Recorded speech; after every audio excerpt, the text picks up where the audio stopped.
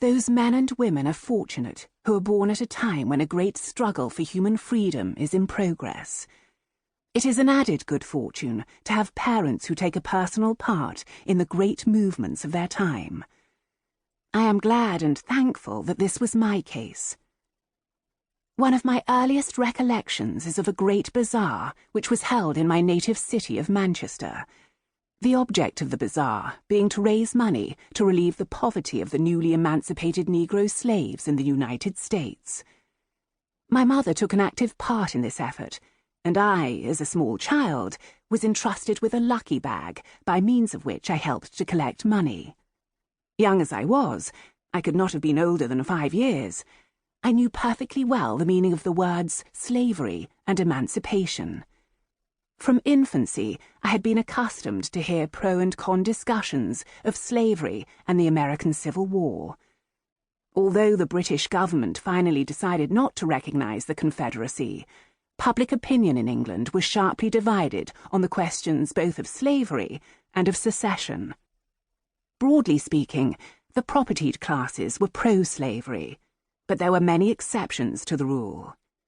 Most of those who formed the circle of our family friends were opposed to slavery, and my father, Robert Goulden, was always a most ardent abolitionist. He was prominent enough in the movement to be appointed on a committee to meet and welcome Henry Ward Beecher when he arrived in England for a lecture tour. Mrs. Harriet Beecher Stowe's novel, Uncle Tom's Cabin, was so great a favourite with my mother that she used it continually as a source of bedtime stories for our fascinated ears. Those stories, told almost 50 years ago, are as fresh in my mind today as events detailed in the morning's papers. Indeed, they are more vivid, because they made a much deeper impression on my consciousness. I can still definitely recall the thrill I experienced every time my mother related the tale of Eliza's race for freedom over the broken ice of the Ohio River, the agonizing pursuit, and the final rescue at the hands of the determined old Quaker. Another thrilling tale was the story of a Negro boy's flight from the plantation of his cruel master.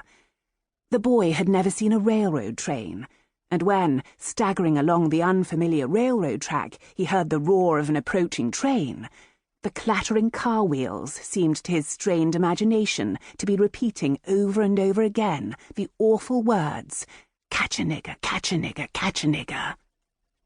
This was a terrible story, and throughout my childhood, whenever I rode in a train, I thought of that poor runaway slave escaping from the pursuing monster. These stories, with the bazaars and the relief funds and subscriptions of which I heard so much talk, I am sure made a permanent impression on my brain and my character. They awakened in me the two sets of sensations to which all my life I have most readily responded. First, admiration for that spirit of fighting and heroic sacrifice, by which alone the soul of civilization is saved. And next, after that, appreciation of the gentler spirit, which is moved to mend and repair the ravages of war. I do not remember a time when I could not read, nor any time when reading was not a joy and a solace. As far back as my memory runs, I loved tales, especially those of a romantic and idealistic character. Pilgrim's Progress was an early favourite, as well as another of Bunyan's visionary romances, which does not seem to be as well known, His Holy War. At 9, I discovered the Odyssey, and very soon after that, another classic which has remained all my life a source of inspiration. This was Carlyle's French Revolution, and I received it with much the same emotion that Keats experienced when he read Chapman's translation of Homer. Like some watcher of the skies when a new planet swims into his ken. I never lost that first impression, and it strongly affected my attitude towards events which were occurring around my childhood. Manchester is a city which has witnessed a great many stirring episodes, especially of a political character. Generally speaking, its citizens have been liberal in their sentiments, defenders of free speech and liberty of opinion. In the late 60s there occurred in Manchester one of those dreadful events that prove an exception to the rule. This was in connection with the Fenian revolt in Ireland. There was a Fenian riot, and the police arrested the leaders. These men were being taken to jail in a prison van. On the way, the van was stopped, and an attempt was made to rescue the prisoners.